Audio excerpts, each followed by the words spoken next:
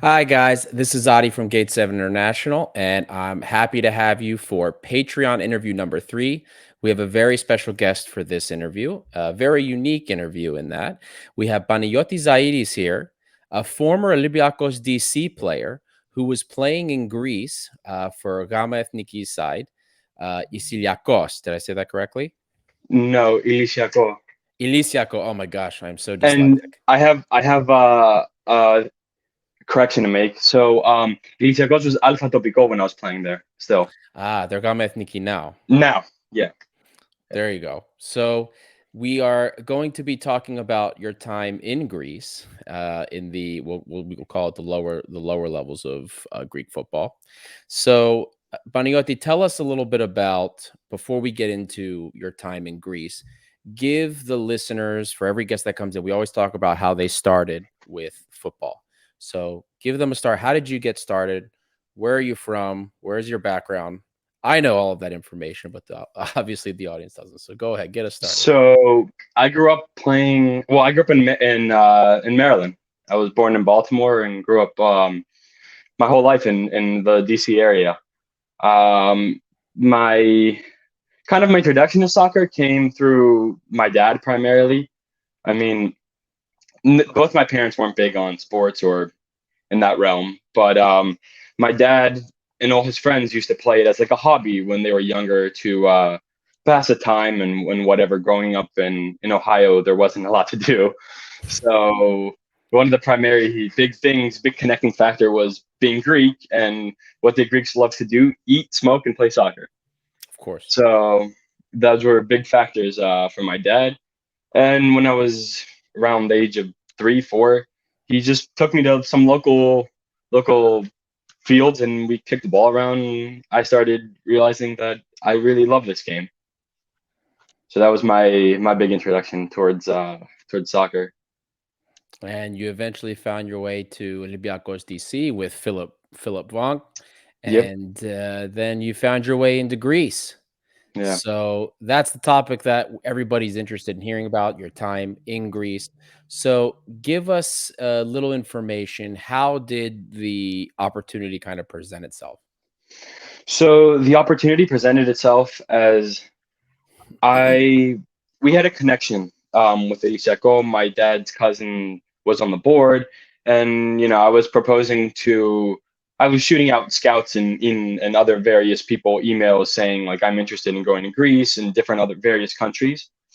And since my dad had a connection, he was like, let's see what we can do. Let's see if we can at least get a trial, get something out there that we can you know utilize to my advantage and allow me to play.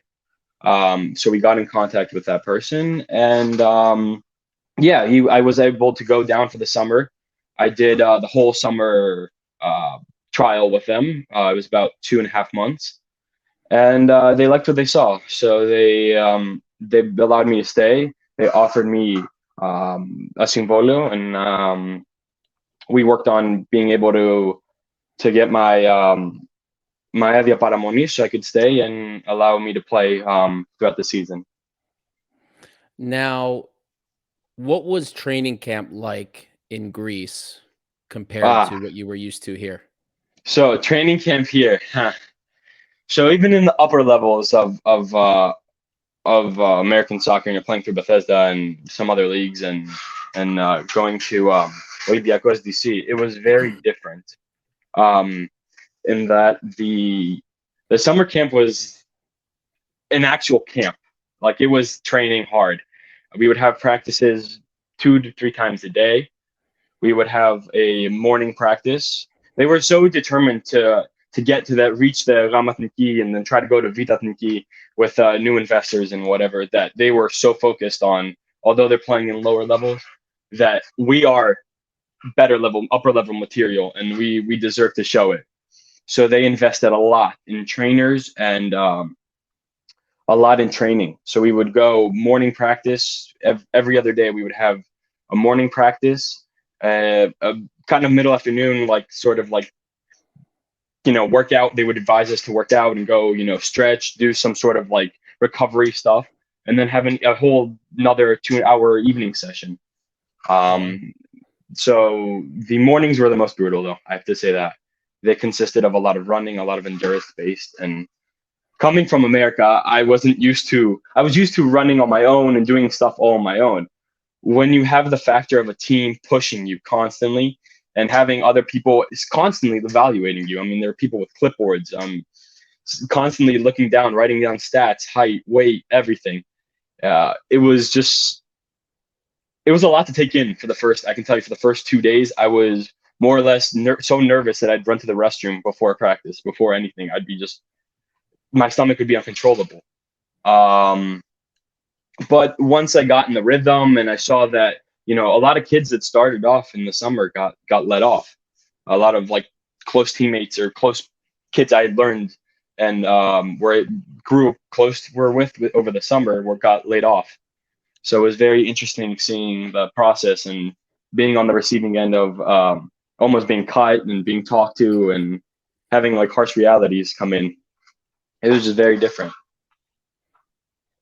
What is when they finally offered you the your first contract? What is a contract like in Greece for a team that's like on the periphery of Gamethniki just getting into that So tier of the competition? the contract, first of all, you have to go through EPO. Of Every course. Greek soccer player, anybody that's trying to go pro in Greece has to go through EPO. Um, there's a lot of factors they took into account. You have to have a specific visa. You have to have um, some reason for you to stay. It can't just be soccer based if you are on the lower levels. It has to be something Wow. else. It was hard for us. That was one of the factors that made me get thrown. I got tossed around the first team and the second team a lot because the visa I had was valid for a bit, and then complications started to arrive through EPO because they only allow a certain amount of people from abroad to join in and play, Right. and when you sign new players and whatnot, it becomes very complicated to keep certain players. So you get demoted to the second teams, and then brought back up in case someone if a spot opens up again and whatnot.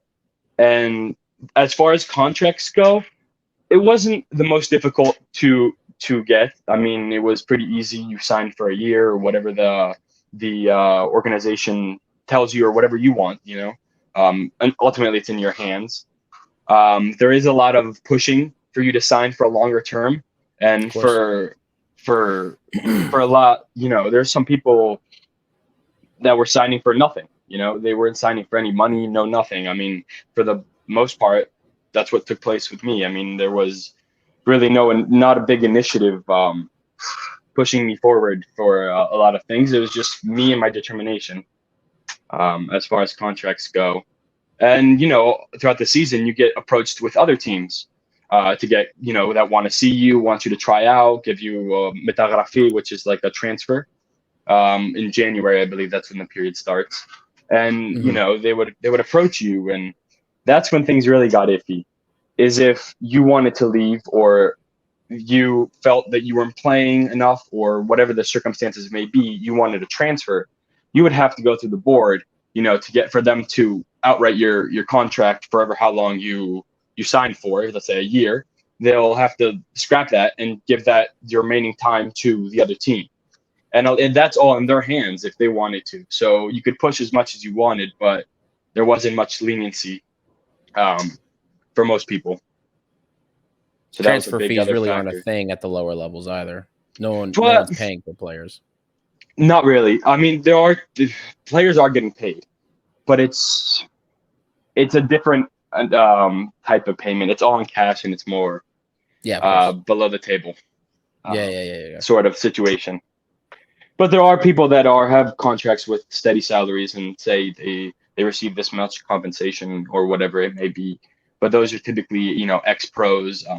We had a couple kids from Panathinaikos Academy that came over. A couple kids from retired professionals that were more or less done with their career and came down and they got the higher end market Were they of the they were former contracts. Panathinaikos Academy players or current, like, that are just So on loan or something?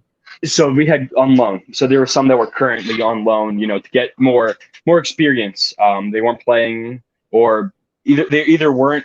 rostered throughout the season to play as like, more like um, secondhand players that would get dropped. Instead of getting dropped, they would go get shipped to on loan to other teams, either whatever their level was, their preferred level was. So Ramatinki, Vitatinki, whatever they could felt like they could tolerate, and they'd get loaned out, and the teams would take them if they were interested or not. So there was a big left back that we had that came from another team throughout the season, just got loaned out, and you know came to us and was stellar. I mean, this kid was a lot younger, way better. I mean, there was no competing through me or with nobody else. I mean, it was just a crazy difference in level. That's very interesting. Now let's pivot to some of the experiences you had there. So, Okay. got some insight on kind of like getting into it, what the setup was like. You talked a little bit about your first couple of days and training over the summer. So we hear a lot about the lower levels of Greece and how crazy things can Yeah. be. I mean, the title of this is the Wild West Yeah. of the lower leagues of Greece. So share with us, I guess, what are some of the craziest stories that you have? Was there anything crazy that happened during league play that you noticed? During league play, we actually got penalized for one of the games. It was an away game. I think it was with the Olympiacos rivals. I don't remember the team exactly. And I was not rostered for the game. I was out. I was dealing with an abductor injury. And I was in the stands with fellow teammates my age. Um, it's the teammates, typically prefer in Greece when you're in the lower levels, they prefer some people that they already know. So it's hard to get really big chances as a younger player. I mean, throughout all leagues, Yeah. primarily. But yeah, so with the younger kids, especially with kids my age and younger, 18, 17, we were more or less always out, especially if you were injured.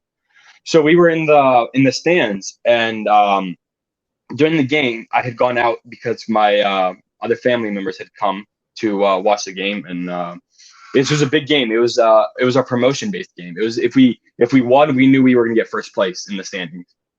So it was a very very big game, and I don't know how it escalated because I wasn't exactly there, but a big foul had occurred, and there was a big scruffle in the field, and everybody was shouting, cursing in Greek, frustrated and whatnot. It was a 1-0 match, and it was long and grueling, and people started throwing stuff in the stands, and people started cursing and throwing hands. And as I was getting back to my seat, I saw one of my friends got hit by a rock. A rock hit him straight in the face, and he started bleeding profusely. And they took him straight to the hospital. He ended up getting I think it was like 12 stitches on his left eye. Thankfully, he wasn't blind, but the Gavra, Espume, the whole fighting sequence lasted another like 10-15 minutes of just pure like Greeks, like one hitting another, one shouting, and players in the field trying to calm them down. For the most part, I mean, they were heated moments between the players as well, but nothing to the extent of the fans, going after one another. So My word. what I did, which I think was the smartest decision, I just decided to go away. I stepped back and vacated the area, allowed for them to settle it down, for the refs to get involved and deal with all this commotion and whatnot.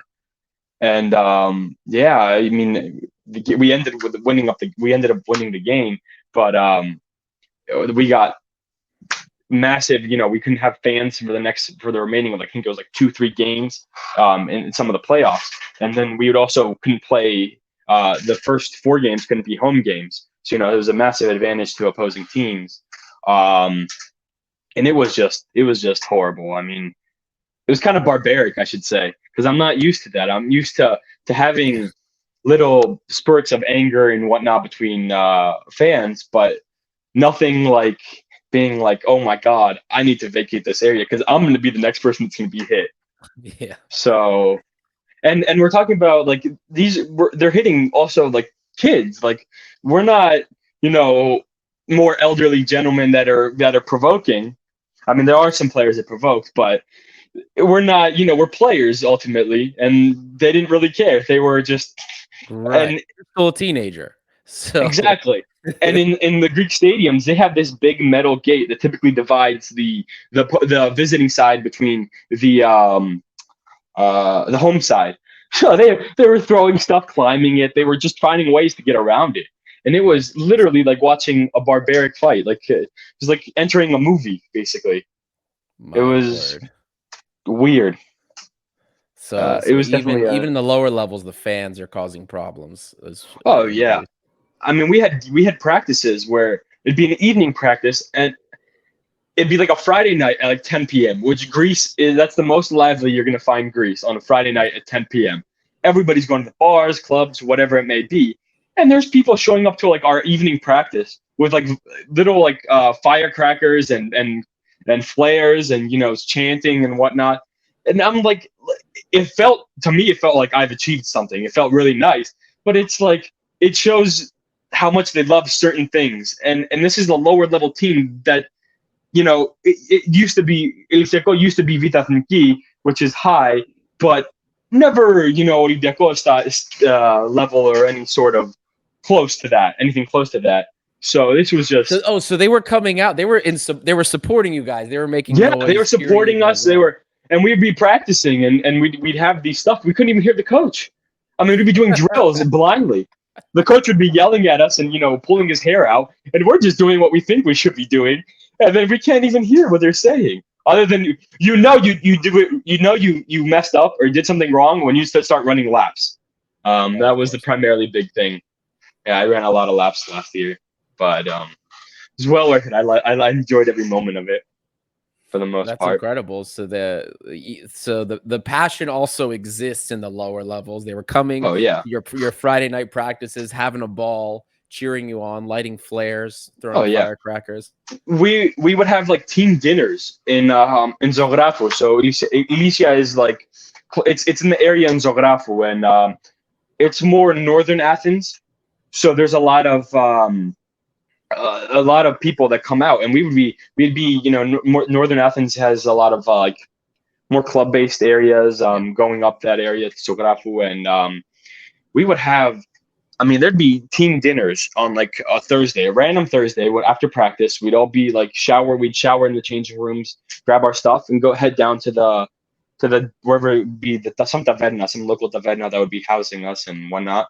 And we would either we'd sit down and eat, and there'd be people that come by and be like, "Oh, look, it's Elisiaco," and they'd start singing and chanting with their anthems and whatnot. And we're just sitting and eating our meal, and it's like from one aspect, I really enjoyed it. I really, really loved that because I haven't seen that anywhere else. I mean, in America, as far as like it's throughout my life, I haven't seen that anywhere, and that was really, really nice. I mean, the love from young kids too. I mean, there'd be so many kids that would come to the games. I mean, it was, and I'm not talking about like academy players. I'm talking about players that are kids that are just 5, 6, meeting up with friends and just coming down to the game to watch us play. And that was it was That's very, incredible. very. It felt like a family. It felt like a family, and that really was a big connecting thing for me. I really enjoyed that. So there you go. So you had the good and the bad with the fans, we'll say. Oh yeah, yeah. What other craziness occurs? Ugh. So this wasn't on field per se, but this was at a practice. Um, so the changing rooms are a little bit off the field. They were to the left and off the field, and as you come into this to the practice field, you walk in and you pass the changing rooms to your left, and then the field's to the right.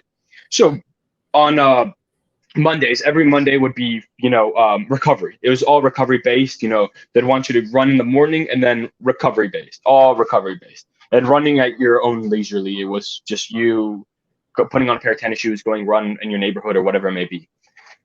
So the whole aspect was a recovery based day. So we're all sitting there. Um, and I remember, you know, we had all changed, and there's some people that had gone to the locker rooms and left the locker rooms open. because we had ice baths and cold showers and ice plunges and whatever people were doing. There was a masseuse in there doing treatment on players and whatnot. So there were people walking in and out of the buildings. Well, it was me and a couple other kids, and we see some random stranger walking in, some random guy walking in, and we're like, okay, we thought maybe it was like the person locking up the changing rooms or whatever it may be, and whatever. And I didn't think much of it, so I turned my attention back to the coach since he was giving a game plan for the week and whatnot. I couldn't afford to miss a practice. I already missed one by horrible scheduling conflicts, so I was very tuned in to that. And all of a sudden, some of our players start running into the changing rooms, and I'm thinking like mid talk of coach, you're gonna run into the changing rooms, like what is this?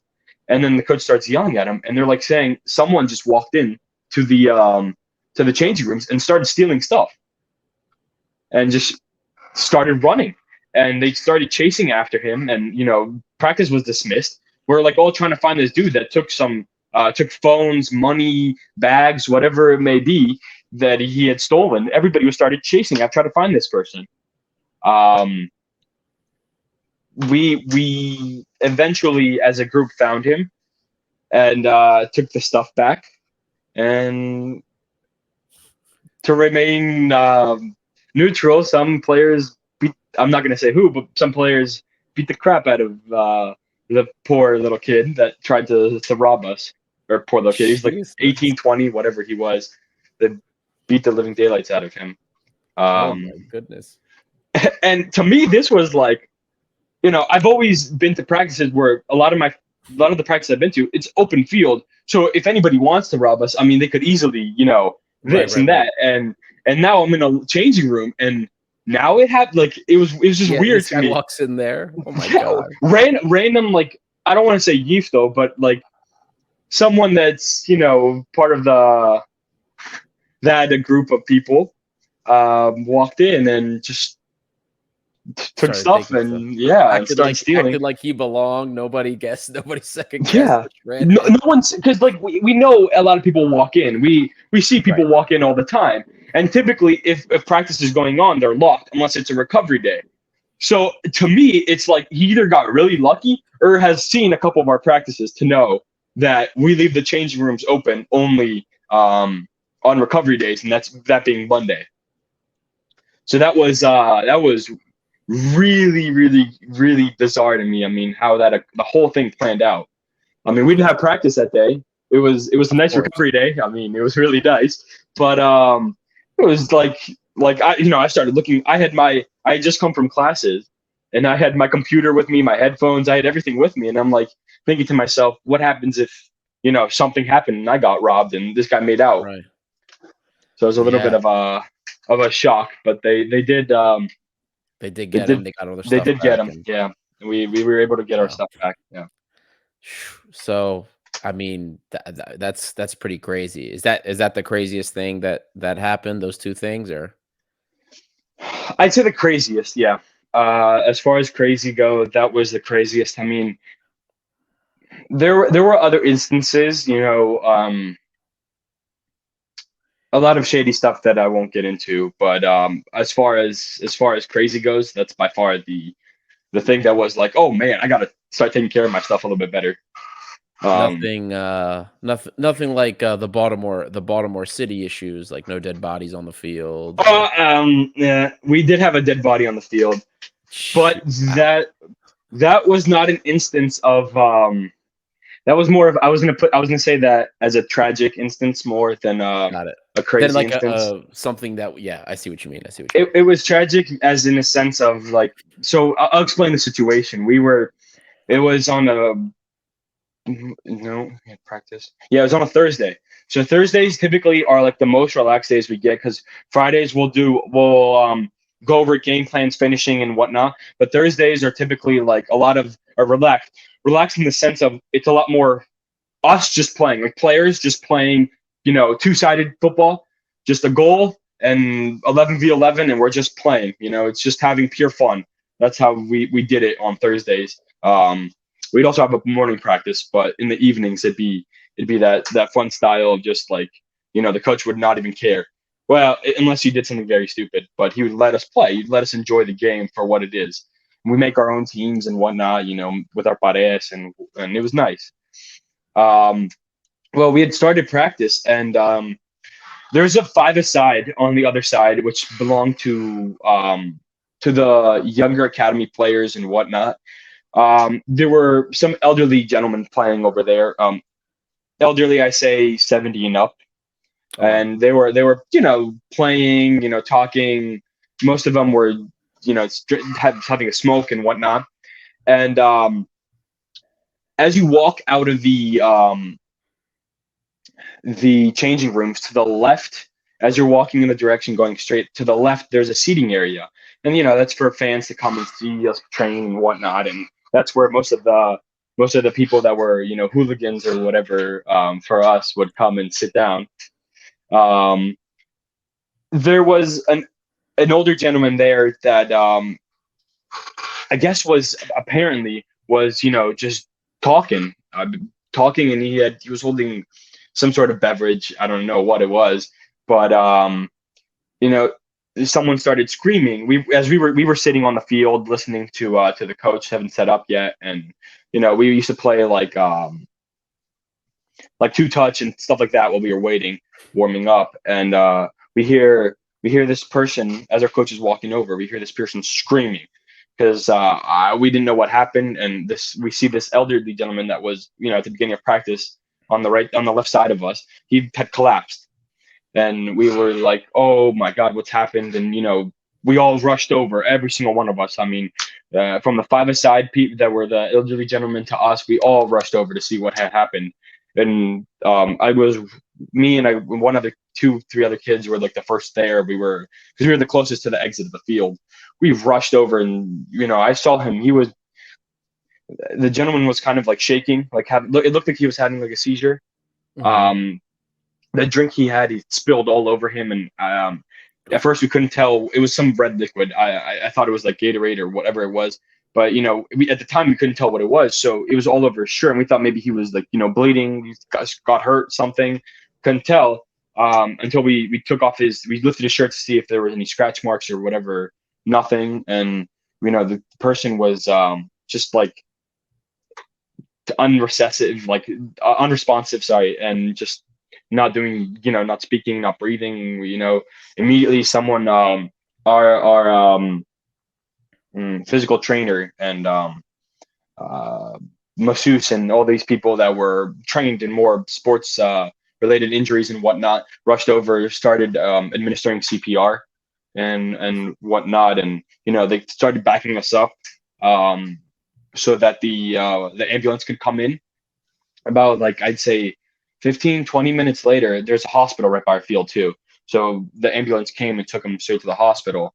And all of us, we had practice, but we were all very traumatized from that. And there was a kid. He was the father of one of the kids. I don't know. It wasn't a teammate of ours. I think it was like an academy player, or just some kid that was there, walking through the park or whatnot. I guess they came to see. I don't know who it was exactly. We were, all with the kid. This kid couldn't have been more than 25. We were all with the kid, sitting there comforting him and whatnot. And I say 25 because I get that I look 25, but I'm 19, and there's Yeah. other people that look a lot older than they are. So there's like, I'm giving a big age range. This guy could have been like 16 to 25. It was just somewhere in there. But wow. He had a beard, but he looked very, very young. So that's Yeah, why I say I that's had a beard who was like 18, so yeah, that proves my point. So this kid, he looked a little bit on the older side, a little bit older than me. But anyways, yeah, he was there, and they took the person to the hospital. He went along with them, and that later on in that practice, we found out the person passed away, and it was jeez. very, we were all shaken up. It was one of our worst practices. I mean, we had not even a desire to be out there. I mean, it felt like, you see there's a lot of us have been to, like, everybody in this world probably has been to a funeral and whatnot, Yeah, but it's different when someone just, you were there when someone collapsed and fell, and the person, right. passing away in front of your eyes is just like, it was very shocking to me. I mean, I've never experienced anything like that, and I was shaken up for days. I mean, I couldn't sleep after. Jeez. Well, you experienced a lot, it sounds like, Yeah, on the field, off the field. I mean, it was literally it's like the Wild West. I mean, yeah. different craziness on a different day. Talk to me about the facilities. So you mentioned that there was like they had a masseuse. There was like a facility on hand. Hmm. Now I know people. We tend to think of things how they are here. I know everybody compares what Greece has, and it seems to be pretty far behind from what a lot of people discuss. How would you kind of compare the facilities that you guys had to like facilities here in the U.S. for high school, even college? What are we looking at? Okay, so comparatively to my high school, I'd say they were better. To Okay. my high school, they were above the average standard, I'd say. Now they weren't anything to go and talk about and share and be like, oh wow, I was using in this facility or whatever. No, but they were small, but they were nice. They were kept clean. There were people constantly washing our clothes, our jerseys. I mean, I'd have to take anything home. All the clothes I came in, I could leave with, and it was nice that they'd bring out everything would be seated down in front of us, under our number, and be nice, and everything was neatly organized for the most part. And I think that factor is because they did used to be a higher level team, so they because of financial reasons they fell, but there's still things that they like to maintain. So that was a big thing. They were like, although we are this level, let's not believe we are. If we push ourselves from the smallest detail to even playing excellent, it will make us better. And that I really, really, really liked, because I mean, we'd walk in. Sure, there were some days where my jersey wasn't like, I could tell it wasn't cleaned to fully, and I could, it smelled like sweat or whatever. But for the most part, I mean, everything was nicely organized and whatnot, and we'd have different jerseys every day of the week. So it was, and they'd give us socks. Everything Wow. was organized. Water bottles, socks. Everything was, everything was organized. I mean, if you had cleats, they had extra cleats back there. You could go get extra cleats. Whatever you wanted, they always had an abundance of. So it was nice. They were very Wow. accommodating I'm with gonna be that. honest, that's a lot better than what I expected, for that level. Oh yeah. Um, we're at about the 30-minute mark here, so you answered a lot. I mean, I could ask you questions probably for the rest of the night. You answered the majority of the ones that I had, but I did wanna get to you with some of the patron, questions that we had. Hmm. Was there anybody on your team or anybody in the opponents that you came across that you thought, man, this guy could be a top flight player? Was there Yeah. anybody you came across that was that good? Yeah. So when we played against Pagnono, um, there were some players that you could tell they really, really scouted against. We had a friendly, and then we had a another game where I was playing on the second team, and I was playing against Pagnono, and I was playing left back, and there was this right wing kid. I mean, he was just levels above the rest of us. I mean, I say that with the confidence that on the second team, I believe I was one of the better players. I mean, I was always starting 11. I'm on the second team for sure. I was best player. I mean, I kept getting moved up constantly, so I knew I was good. And you know, I had a lot of confidence going into whenever I was playing with the second team. Confidence is big in sports, and I Yeah. felt very confident. Um, but every time this kid got the ball, it made me like almost shake. And I don't know who this kid was, but he was this right winger, very very fast, not very technical, but he was so simple that the simplicity of it was like, wow. He made like a 15-yard pass. He would make it like just like as crisp, and the guy wouldn't have to like stop his stride. And it was just very impressive. As a right winger, you don't, as a center mid, okay, I'd expect the ball like that, but or a center attacking mid. But as a right wing, I would never expect him to play a diagonal ball, cutting in, playing a diagonal ball to the left wing, and him like having a one-touch finish. I mean, it was just something I really, really did not expect. And other than that, there were some players on our team that was there was a kid named Nikos Lekas, and he was phenomenal. I mean, this guy was a beast. I mean, he he trained so hard in the gym and on the field that I mean, I'd be playing left back against him. He used to play right wing, or I don't know if he's still with Olympiacos. Unfortunately, I'm not updated with that. But when I was there, he would play right wing, and every time he would get the ball, he would do a simple feint, like take me out and then come back in to receive the ball, and it would get me every time. And it wouldn't be that he was doing it fast or anything.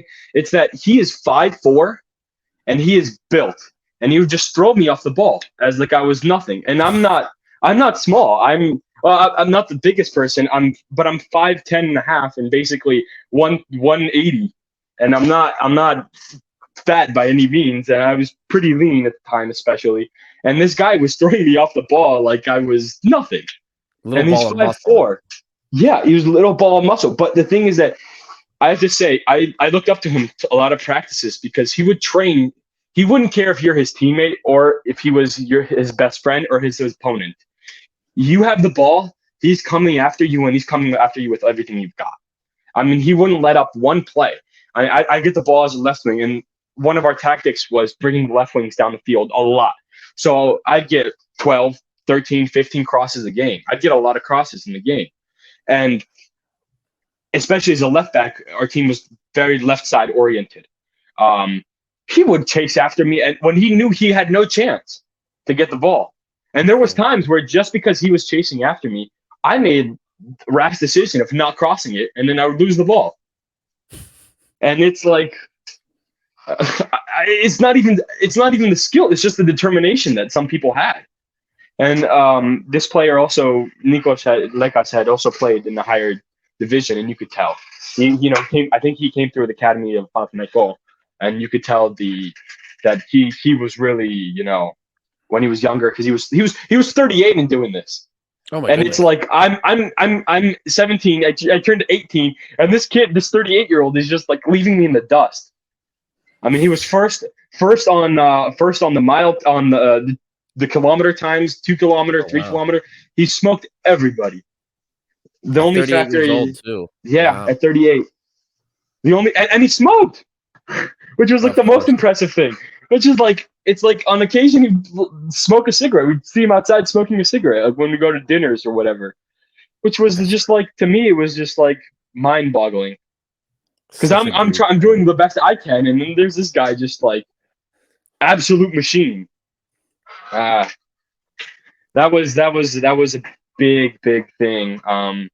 But other than the Paniño game, everybody's level. I mean, we played against teams, Califea. They played Vita Finki. We played against Yeah. Oh, some you major you did play teams. against Galicia, Peter Filipakos' team.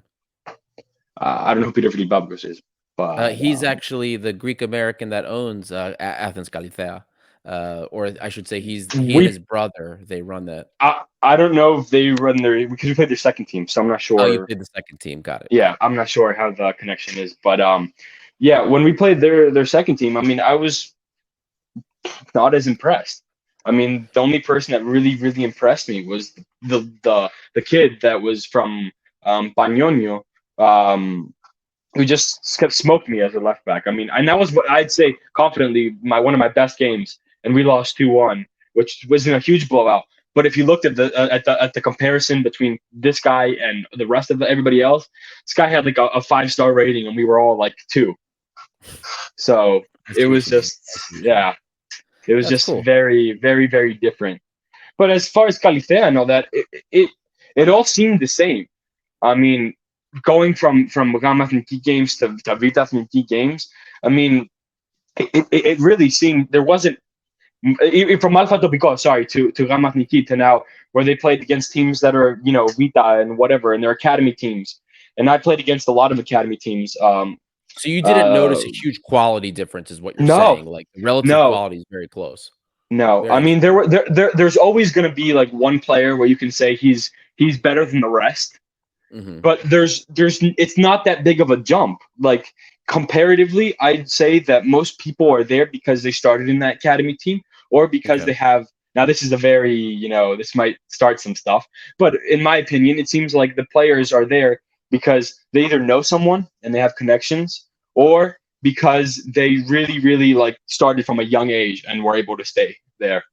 And that's Interesting. all because there wasn't a big difference. I mean, even throughout like U7, I went U18, and U19, not a big difference whatsoever, especially with academy players. I mean, I used to do one-on-one training with a bunch of kids from Panathinaiko, Gaba de Ganya, so they're Mhm. U18, um, and we do one-on-one drills, and I'd be like, this guy plays for them. Like, I'm not saying I was much better. I wasn't saying that he was much better. I'm just saying that it was kind of like a shock. Like, it didn't feel like they were putting enough time into training their kids appropriately. As far as like, if you're gonna tell me that you play for Panathinaiko, I expect you to be stellar. Right, so I see, like, the expectation of quality, what like, that wasn't there. You were much closer to what they had than you thought it should be, is what you're Yeah, saying. yeah, That's and interesting. Very the cool. the hardest factor was just trying to find connections. I mean, that was a big factor that I wasn't able to get involved with, and unfortunately, stuff took a turn. But yeah, I mean, as far as expectations, I was pleasantly surprised with things that I saw. As far as my skill, and I felt pretty. It made me feel confident on the field.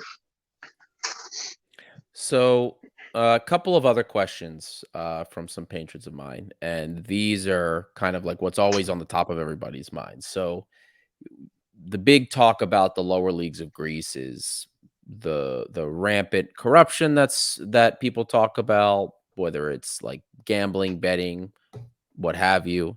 So, is there two questions to kind of end the interview on. The first question is, was it common knowledge for like for the players, the way that it's talked kind of in the same way that it's talked about between fans and others that talk about Greek football?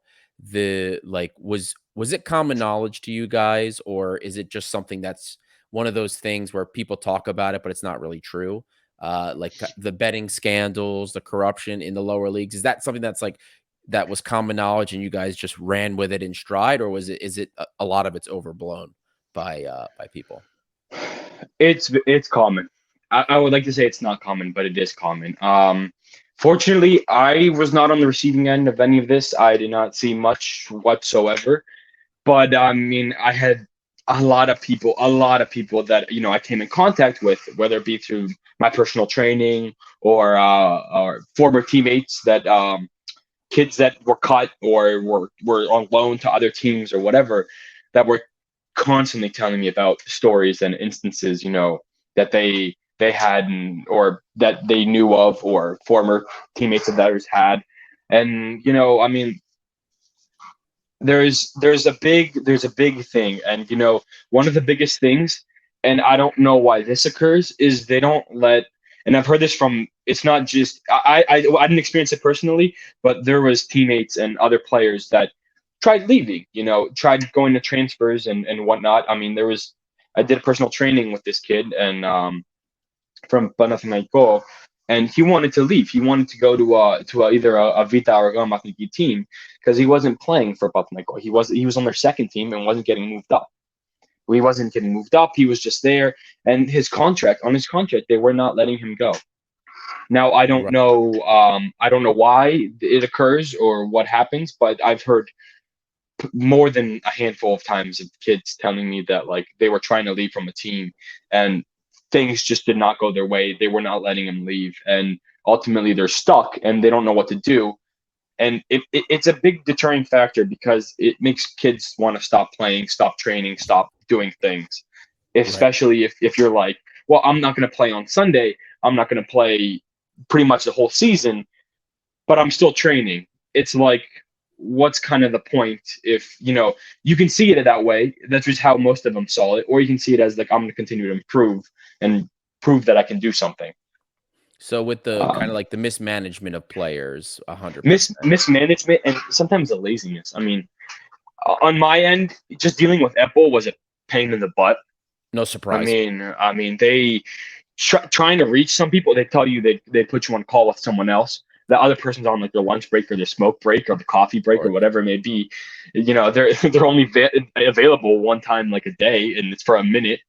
So it's like, what's the at times it was just very mentally straining on me, and I know on other kids as well. And that happened on Apple for me. For other kids, it happened on their club teams, which to me that feels like there's no support then for the kid, for the player. So that's that was unfortunate. there are instances, although I did not, as betting goes and as far as certain scandals as far as money and whatnot, I did not necessarily see anything, and I So don't really you have much guys to say as about that. you were never approached. Nobody ever approached you for like Mm-mm. that. You never saw anybody approach for that type of thing. I had people talk to me about possible opportunities for teams and whatnot, but never something.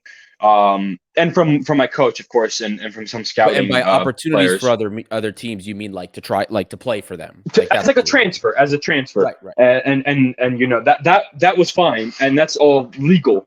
As far as But nobody approached you illegal, guys like, "Hey, like lose this game or do none no. of that, none of that."